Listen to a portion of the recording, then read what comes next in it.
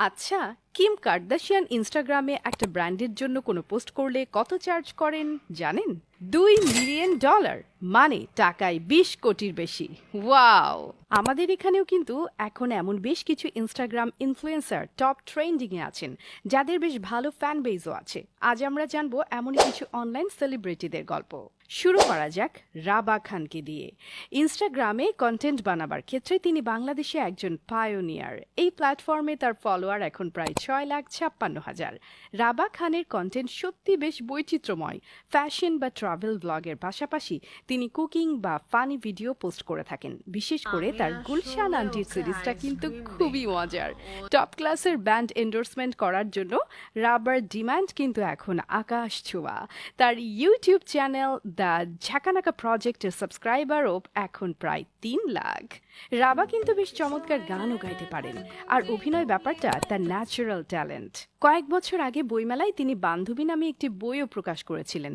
তিনি ইউনিসেফের একজন ইউথ অ্যাম্বাসেডর। তার আরেকটা বড় অ্যাচিভমেন্ট হচ্ছে ফোর্বস 30 আন্ডার 30 লিস্টে জায়গা করে নেয়া। ওয়াও! এরপর আছেন শাহতাজ মনিরা হাশিম। তিনি একসময় টুকটাক মডেলিং বা নাটক করলেও এখন তাকে স্ক্রিনে তেমন একটা দেখা যায় না। তার আসল নামটা যদি আপনার একটু খটমটে মনে হয়, তাহলে তার ইনস্টাগ্রামের নাম শুনলে বিষম খাবেন। সেটা হচ্ছে শিশি মানু উজুমাকি। ওরে বাবা! তার হবি হচ্ছে পেইন্টিং আর গান গাওয়া। তার গান গাওয়ার ব্যাপারটা খুবই ন্যাচারাল, কারণ তিনি আমাদের স্টার গায়ক প্রীতম হাসানের স্ত্রী। এই জনপ্রিয় কাপলের রোম্যান্টিক সব ট্রাভেল ভিডিও ক্লিপ প্রায় এই অ্যাকাউন্টে দেখা যায়। তাই তো ওনার ফলোয়ার এখন 2.8 মিলিয়ন ছাড়িয়ে গেছে।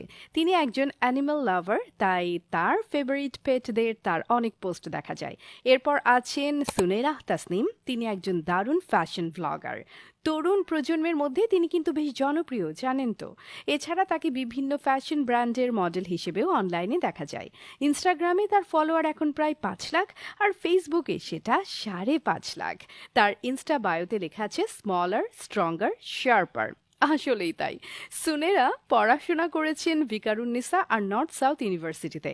ওয়েস্টার্ন ড্রেসেই তাকে বেশি দেখা যায়। ফ্যানদের কাছে সুনেহেরার অবশ্য আরেকটা পরিচয় আছে। এই মুহূর্তে দেশের সবচেয়ে আলোচিত কন্টেন্ট ক্রিয়েটর রাফসান দা ছোট ভাইয়ের গার্লফ্রেন্ড তিনি। অবশ্য তারা এই ব্যাপারে সব সময় বলে এসেছেন যে হুই আর জাস্ট ফ্রেন্ডস। এনিওয়ে, তাদের একসাথে অনেকবারই কন্টেন্ট বানাতে বা ফ্যাশন ফটোশুটে দেখা গিয়েছে। রাফসানের এই বাজে সময়টাতেও তিনি তার পাশে আছেন।